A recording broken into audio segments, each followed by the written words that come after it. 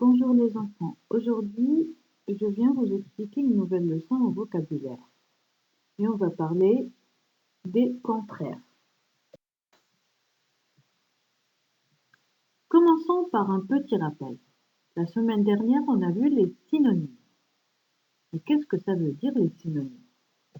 Regardez la première image et la deuxième image. Sur la première image, c'est Alex. Comment il est Alex? Alex est heureux. Sur la deuxième image, c'est Julien. Mais comment il est Julien? Julien est content.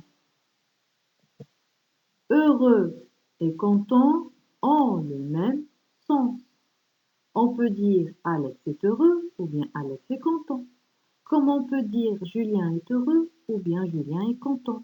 Donc les deux adjectifs ont le même sens. À ce stade, on parle de synonymes.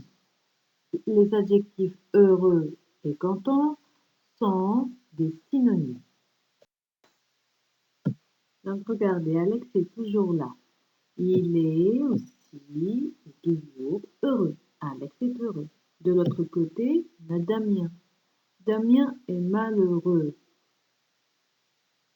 Qu'est-ce qu'on remarque? On remarque que l'adjectif heureux et malheureux ont des sens opposés. Ils n'ont pas le même sens. Ils ne sont pas des synonymes.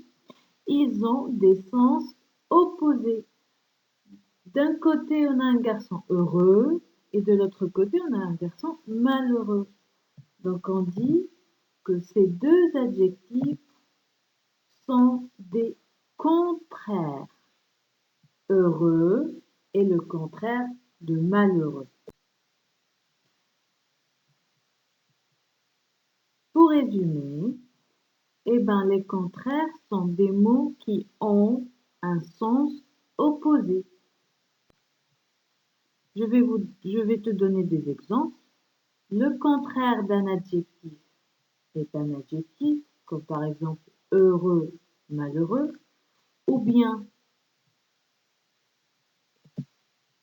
grand et petit.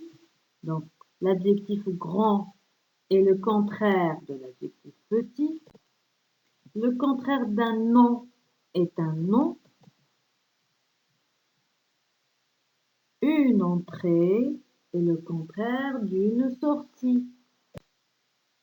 Le contraire d'un verbe est un verbe. Donc, fermer, le verbe fermer est le contraire du verbe ouvrir. Fermer la porte, le verbe fermer est le contraire du verbe ouvrir. Pour s'entraîner et bien maîtriser les contraires, je vais te demander de faire les exercices 1, 2 et 3, page 117 sur ton livre de français. Allez les enfants, je vous dis à très bientôt et bon travail. Je vous embrasse. Bye.